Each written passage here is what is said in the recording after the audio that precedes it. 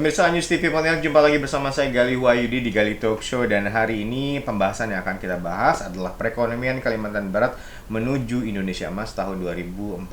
Kenapa ini penting? Sangat dibahas dan akan dibahas oleh kita semuanya.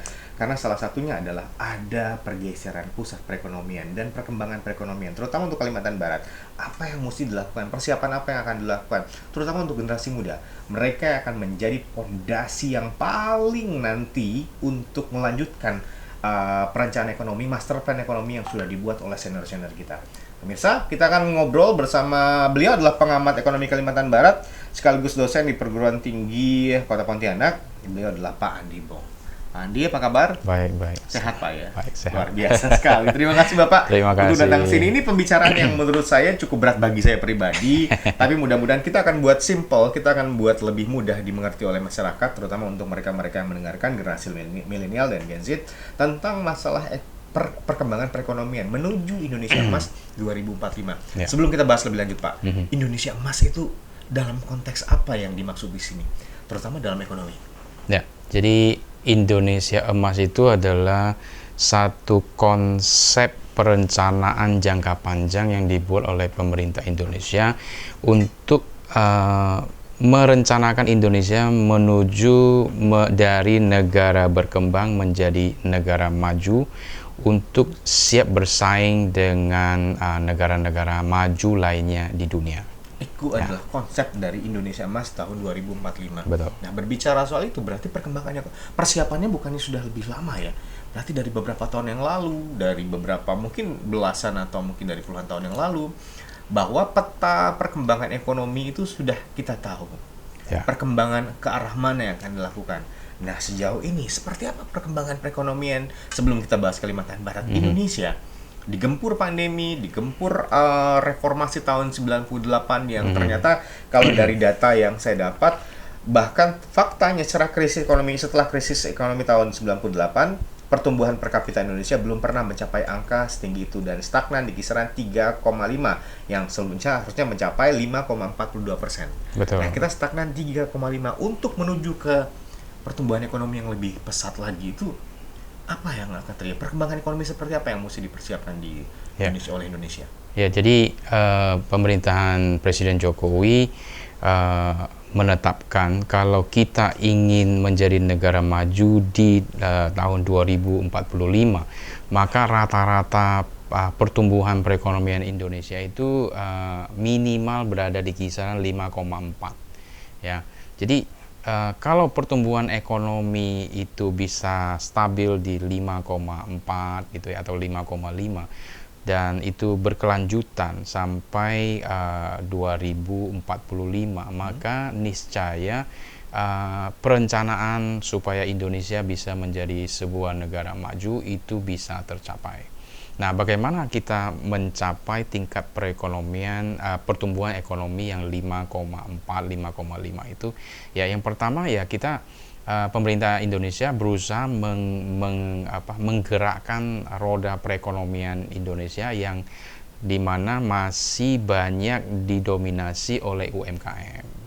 Nah, kemudian kita juga bisa melihat potensi ekspor dan impor kita bagaimana, kemudian sumber daya alam, sumber daya mineral Indonesia itu sejauh mana yang mesti kita kuasai dari hulu ke hilir, ya, sehingga investor juga tertarik untuk menginvestasikan modalnya di Indonesia sehingga bisa menyerap tenaga kerja, membuka lapangan kerja, sehingga terjadi pertumbuhan perekonomian di tingkat rakyat kecil, nah, untuk meningkatkan konsumsi.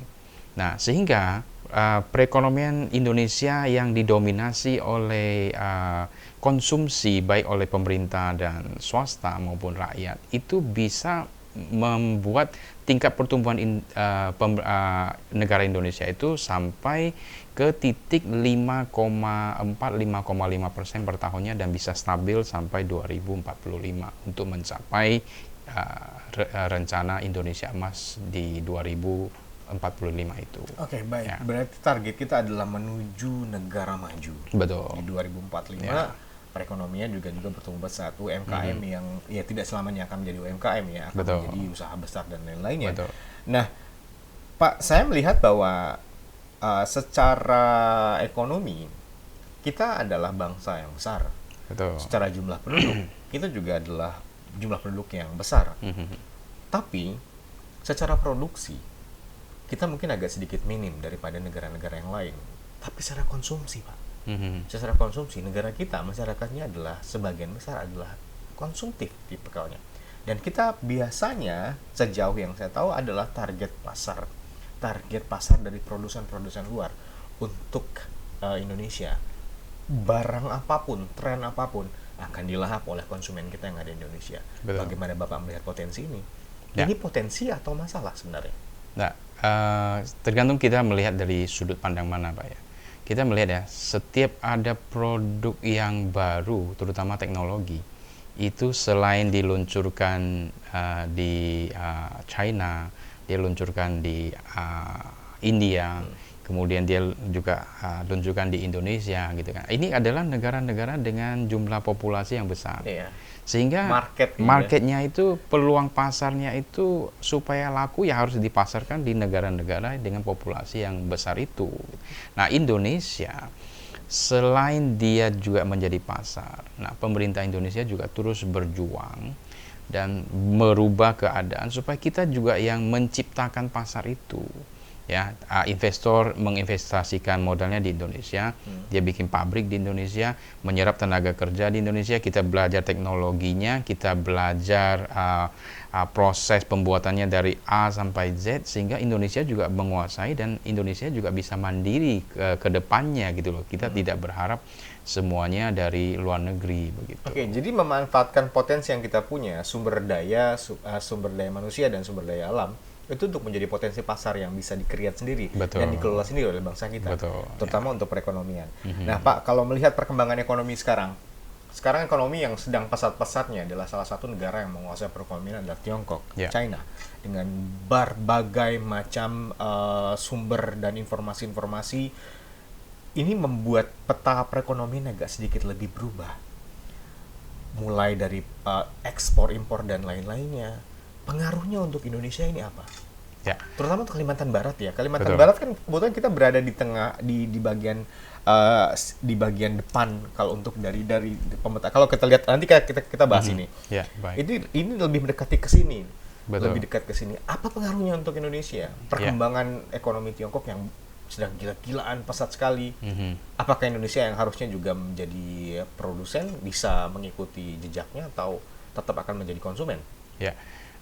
Sejalan dengan perkembangan pandemi yang sudah selesai, kemudian investasi perekonomian, kegiatan perekonomian juga sudah bergerak lagi, maka investor-investor dari berbagai negara, terutama dari Tiongkok ya, kemudian dari Taiwan, kemudian dari Singapura, ya, Malaysia, Hong Kong, ya, Korea juga, maupun Amerika dan Eropa itu sudah mulai masuk ke Indonesia lagi. Tapi terutama yang paling banyak adalah dari Asia Timur ya. Asia Timur itu Tiongkok, Korea, Jepang, termasuk juga di dalamnya ada Taiwan. Nah, kita ini siap atau tidak untuk menyambut mereka untuk masuk investasi di Indonesia. Kita melihat pemerintahan Presiden Jokowi sudah mulai deregulasi gitu, ada insentif gitu kan. Kemudian sumber daya alam kita sudah mulai dipetakan dan kita mau bikin pabrik yang seperti apa, dan investor kalau masuk itu mereka harus seperti apa. Peraturan-peraturannya itu sudah tertata dengan baik. Dan kita sudah juga mempermudah perizinan dan segala macam, sehingga investor itu merasa nyaman mau datang ke Indonesia. Nah, sekarang ini apakah Indonesia siap menyambut para investor itu? Bagaimana membuat mereka itu merasa enjoy, merasa safe untuk mereka berinvestasi di Indonesia, mereka membuka lapangan pekerjaan di Indonesia.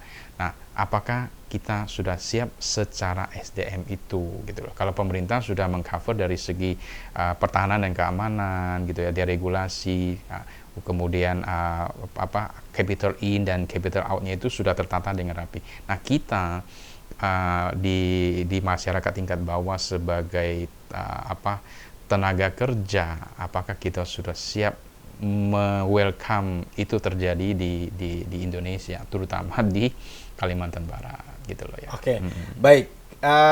Melihat dari gejolak politik yang beberapa tahun juga di Indonesia ini sangat dinamis ya. Di Indonesia ini gejolak politik sangat berpengaruh dengan ekonomi. Tapi kalau dilihat dari apa yang telah disampaikan oleh Pak Andi bahwa sudah ada master plan yang dibuat, sudah ada master plan yang akan menstabilkan perekonomian. Jadi pada saat pergantian kepemimpinan atau apapun itu, master plan ini akan tetap berjalan. Nanti akan kita bahas lebih lanjut bagaimana kesiapan kita menghadapi perubahan ekonomi yang ada di dunia dan dampak besarnya untuk Kalimantan Barat dengan potensi yang kita punya. Gali Talk Show masih bersama Pak Andi berbicara soal masalah perekonomian Kalimantan Barat menuju Indonesia Emas 2045. Dan tadi sedikit saya singgung tentang masalah gejolak politik yang dinamis yang ada di Indonesia, Pak. Kalau melihat gejolak politik yang terjadi di Indonesia, ini kalau kita melihat di kanal-kanal berita manapun, yang dibahas itu justru ekonomi mau agak tenggelam pembahasannya. Yang lebih bahas ini banyak politik. Nah, seberapa besar pengaruh gejolak politik ini untuk bisnis untuk ekonomi yang ada di Indonesia, terutama untuk di Kalimantan Barat?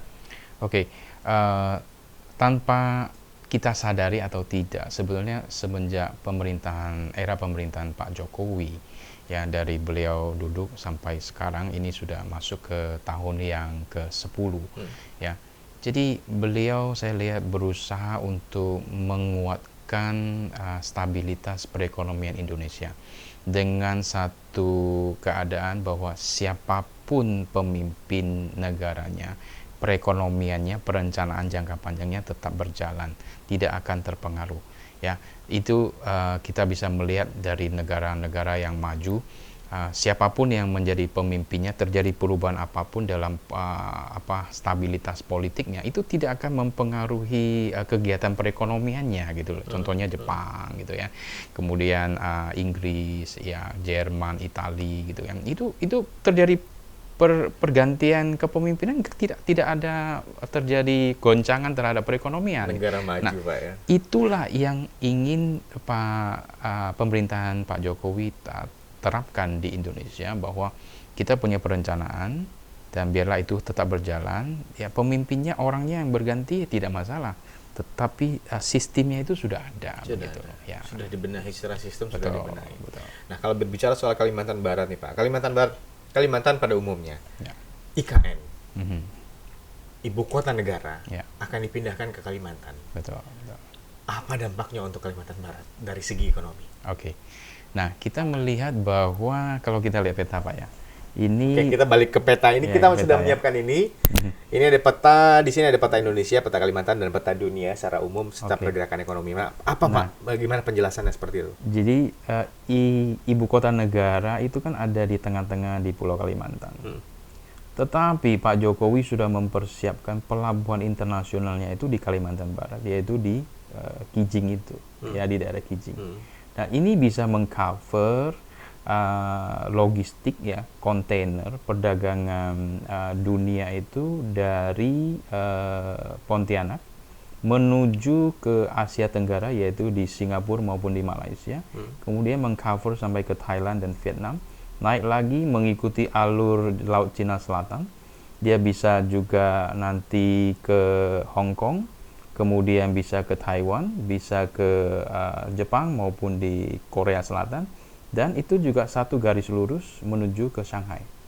Jadi sebetulnya pemerintahan Pak Jokowi itu sudah memikirkan jauh-jauh ke depan bahwa bagaimana untuk mengcounter jalur perdagangan dunia yang selama ini didominasi oleh Singapura. Nah, pusat perekonomian secara jasa ini selama ini ada di Singapura. Ada di Singapura gitu ya. Nah, jadi kita juga mesti memperhatikan terusan kera ya. Terusan kera itu akan selesai dibangun tahun 2025, ini tahun depan gitu. Sebentar, Pak. Terusan kera. Terusan kera ini apa? Terusan kera itu adalah jalur laut yang dipotong oleh pemerintah Tiongkok dan Thailand supaya kapal-kapal yang dari Laut Cina Selatan itu tidak perlu turun sampai ke Semenanjung Malaysia, ke Singapura, baru mengarah ke Asia Selatan. Tapi mereka bisa potong di daerah negara Thailand. Berarti secara waktu dan secara estimasi perhitungan itu lebih hemat, lebih Betul. cepat ke sini. Betul. Jadi Ke kapal terusan kera. itu bisa menghemat waktu 72 jam atau jarak yang dihemat itu adalah 1.200 mil. 72 jam, Ya. 1.200 Mil, mil. betul. Wow. Ya, itu 3 hari bisa dihemat di situ. Ya. Nah, Jadi tahun berapa kapan akan selesai terusan kera ini? nah, terusan kera ini akan selesai di tahun 2025 tahun depan. Pak, tapi itu otomatis bahwa ini akan membuat Singapura ketar-ketir. Ya, Singapura akan mungkin akan membuat perlawanan atau mungkin dalam bentuk ekonomi dan lain-lainnya. Karena seperti yang kita tahu, Singapura sebenarnya akan lebih condongnya ke US ya daripada Betul. ke Tiongkok untuk Betul, masalah betul. perekonomian. Ya. Ini apa yang akan terjadi dampaknya juga untuk kita di sini. Untuk Kalimantan Barat persiapan salah satunya adalah dibangunnya pelabuhan internasional di Kijing ya, Di Kijing. Lantai Kijing yang di sini. Jadi itu akan mendapatkan dampak ekonomi juga pastinya, Betul, lebih betul, cepat. betul. Nah, karena 60% logistik perdagangan dunia itu melewati semenanjung Malaysia dan itu ada berpusat di Singapura.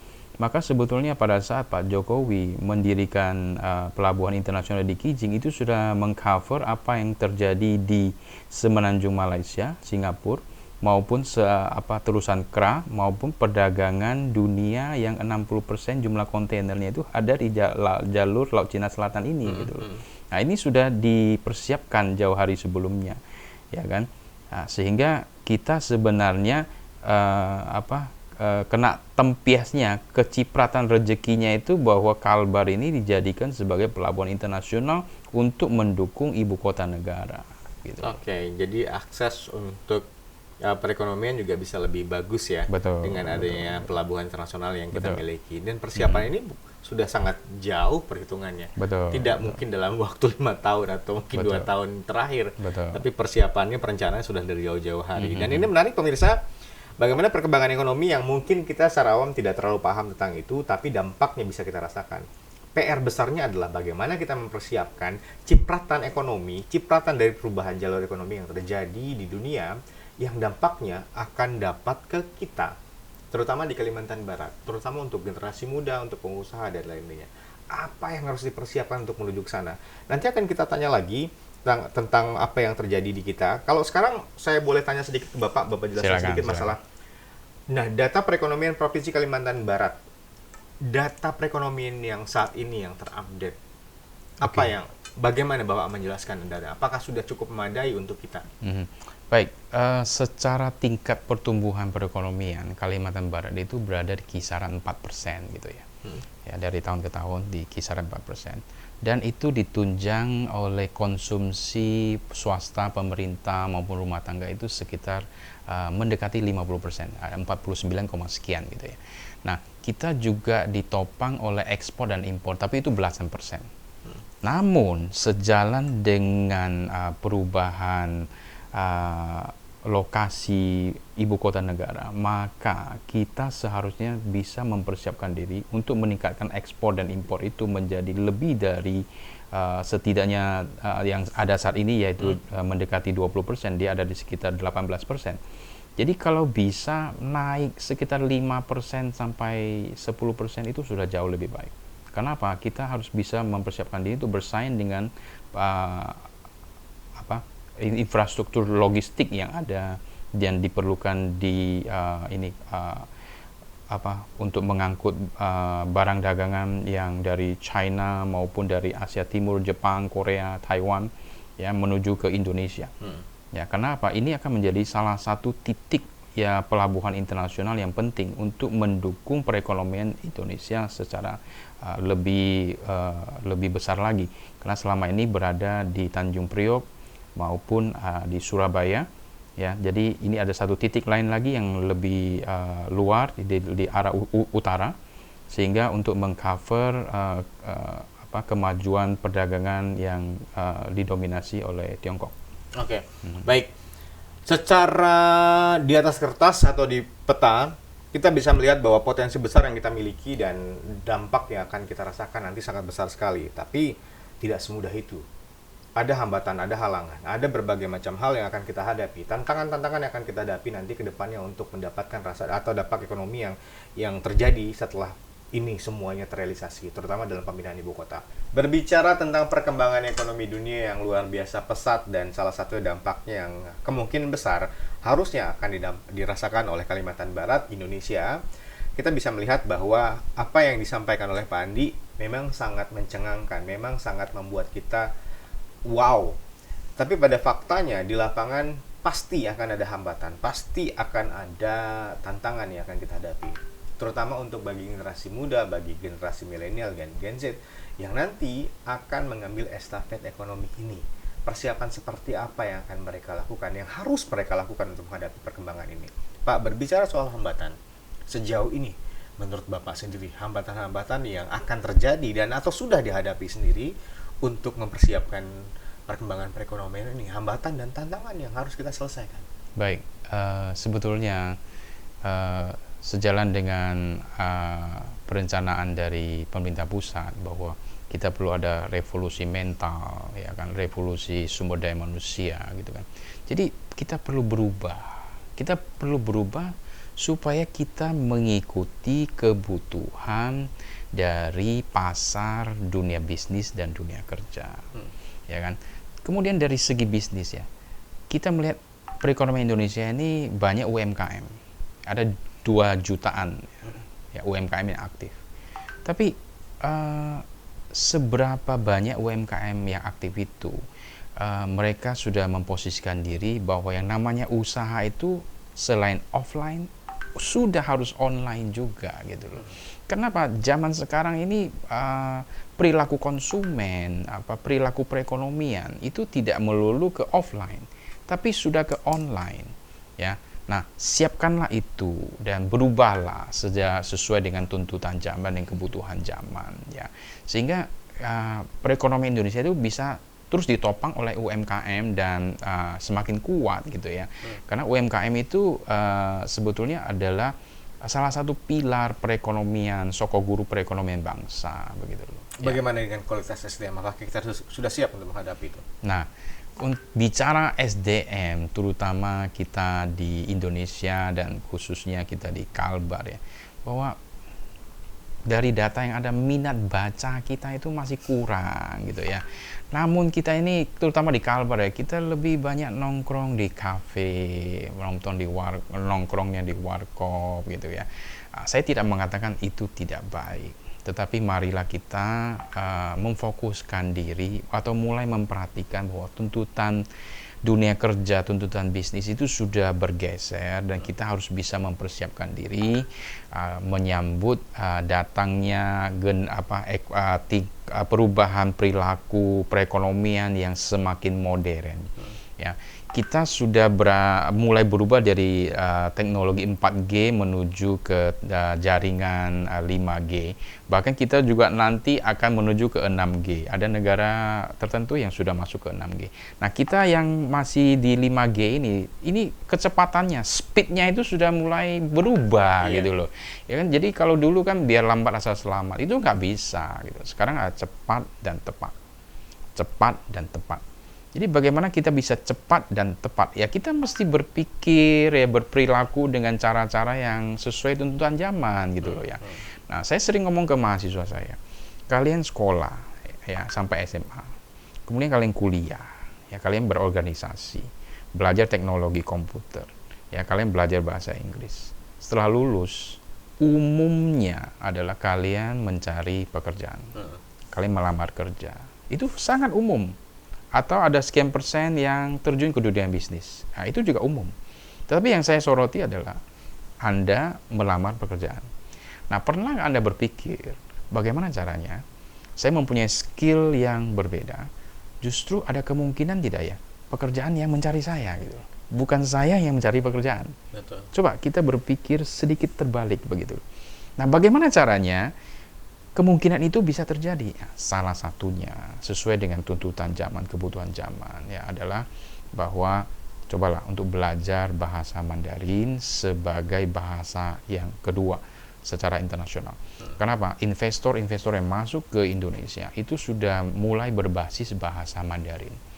Ya, kita melihat ya, investor masuk ke Pulau Jawa. yang menjadi penerjemah mereka, karena mereka kekurangan SDM. Yang jadi penerjemah mereka itu adalah mantan TKI TKW yang dulu pernah kerja di Hong Kong dan Taiwan, ya kan? Yang sebetulnya tidak menguasai kosakata atau conversation secara bisnis, tapi dibisa-bisain gitu loh, ya kan? Nah, bagaimana dengan kita melihat fenomena ini, melihat berita-berita itu di medsos?